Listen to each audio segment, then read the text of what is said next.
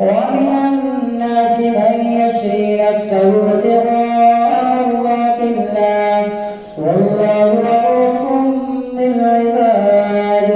يا أيها الذين آمنوا ادخلوا في السلم كافة